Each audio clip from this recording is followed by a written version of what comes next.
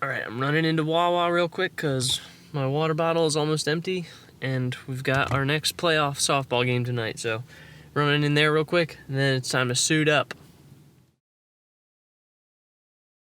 So fortunately, our game today is a little bit later. It's like starting at 7, and I can already tell right now that the sky's pretty hazy, and so that means it's going to be much easier in the outfield, because on this field that we're playing at, usually if it's a clear day, the sun is just blasting the outfielders, like it's just right in your eyes, and so it's really hard to see any fly balls that come your way. I don't think that's going to be the case tonight, though. There's a lot of haze blocking the sun, and it's getting later in the day, so the sun will drop lower probably around when we start the game. So conditions are good. You know something? I've been wearing a belt every single game this season, and tonight could be the last game of the season, so no belt. I'm not tucking my shirt in this time. Not tonight! Let's do this thing.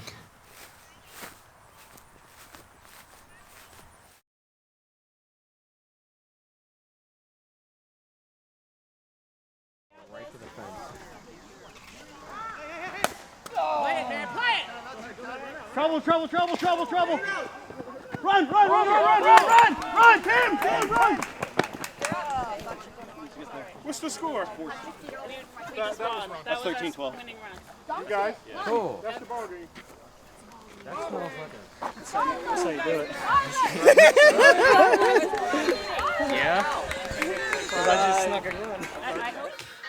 I've had my shelves and kicked in my face, but I've come through. I'm in line. We are the champions, my friends. I'm fighting till the end. We are the champions. We are the champions.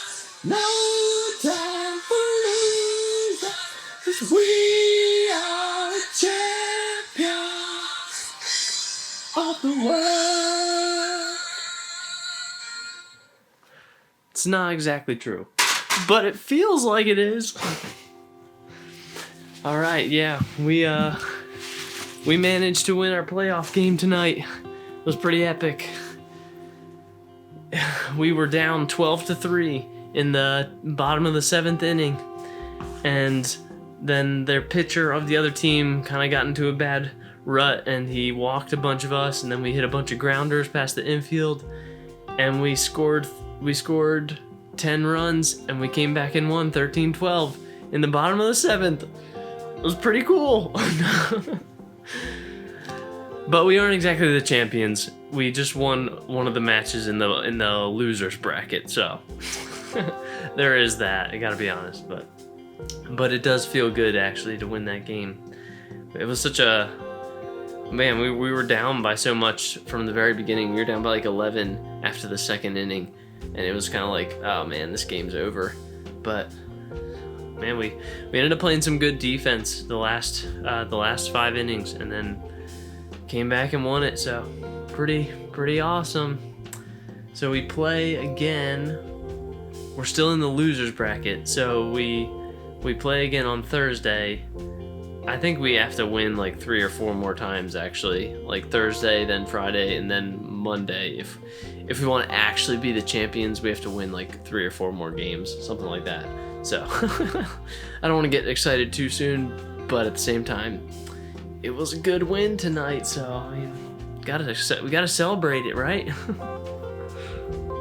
All right, it is now about 2 hours later, and I'm just gonna quickly share some of the verses that stood out to me today in my reading. So I was reading Proverbs 20 today. I had a couple verses. I had to read this chapter a couple times before something actually I started to put something together. So I've got a couple verses that I wanted to mention because there was something I connected between the 4 verses. So the first one is verse 7 in chapter 20. It says, "The righteous who walks in his integrity blessed are his children after him. And then in verse 10 it says, unequal weights and unequal measures are both alike an abomination to the Lord.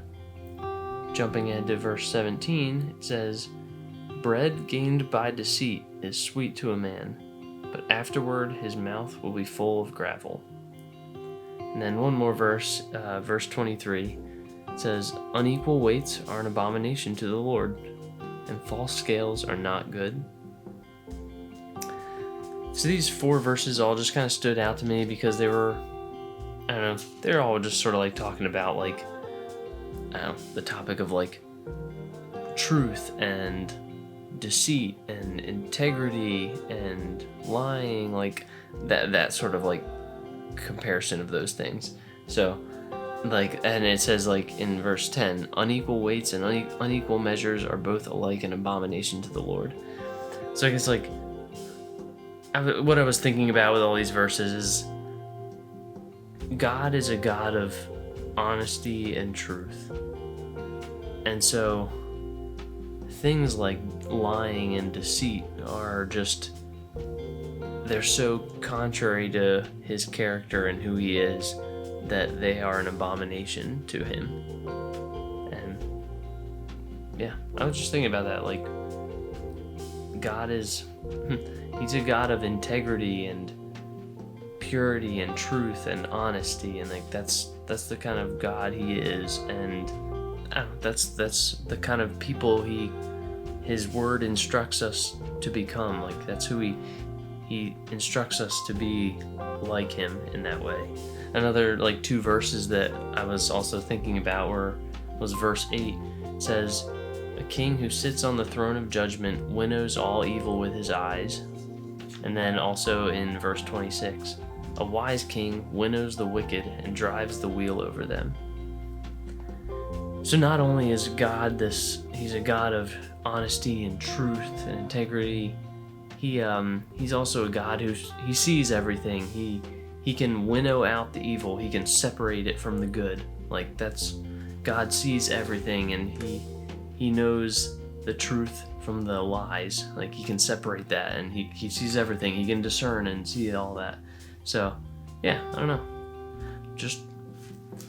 I was just reflecting on that characteristic of God, and that's the kind of God he is. That's all I got. So thanks for watching. I'll see you tomorrow.